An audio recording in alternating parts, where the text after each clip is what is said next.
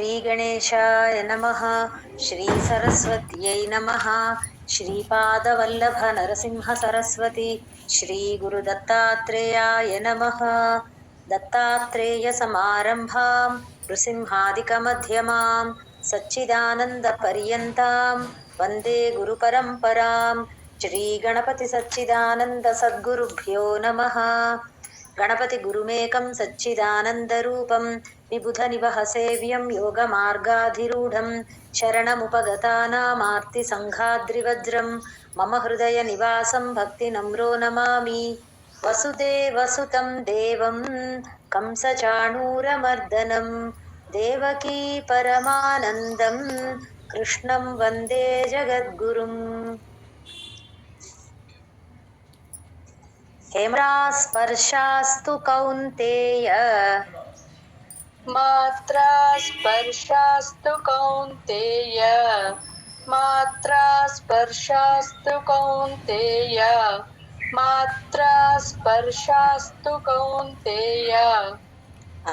స్పర్శ అన్నప్పుడు రా కింద మెలికష పలకాలి, అందరూ చూసుకోండి. శీతోష్ణ సుఖ దుఃఖదాహ, ఇక్కడ సుఖ మహాప్రాణఖాకి, దుఃఖ దు తర్వాత విసర్గ ఉంది, మళ్ళీ ఒత్తు ఖా పలకాలి. శీతోష్ణ సుఖ దుఃఖదాహ, శీతోష్ణలో షా కింద అణా ఒత్తు, అది అణా, శీతోష్ణ అనాలి. शीतोष्णसुखदुःखदाः शीतोष्णसुखदुःखदाः शीतोष्णसुखदुःखदाः। आगमापायिनो नित्याः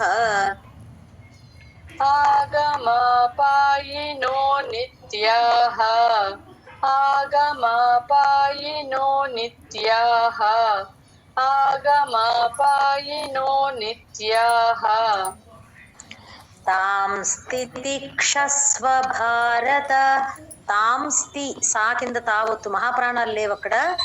తాం స్థితిక్షస్వ భారత, तां स्थितिक्षस्व भारत तां स्थितिक्षस्व भारत तां स्थितिक्षस्व भारत।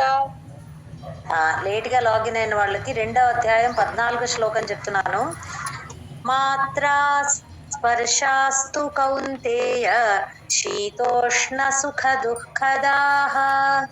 मात्रा स्पर्शास्तु कौन्तेय शीतोष्णसुखदुःखदाः मात्रा स्पर्शास्तु कौन्तेय शीतोष्णसुखदुःखदाः मात्रा स्पर्शास्तु कौन्तेय शीतोष्णसुखदुःखदाः।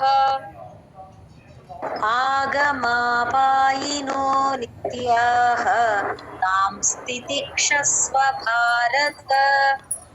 आगमापायिनो नित्याः तां स्थितिक्षस्व भारत आगमापायिनो नित्याः तां स्थितिक्षस्व भारत आगमापायिनो नित्याः तां स्थितिक्षस्व भारत।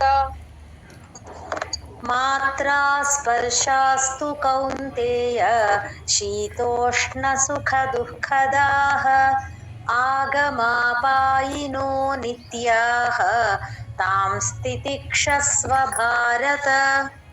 मात्रा स्पर्शास्तु कौन्तेय शीतोष्णसुखदुःखदाः आगमापायिनो नित्याः तां स्थितिक्षस्व भारत मात्रा स्पर्शा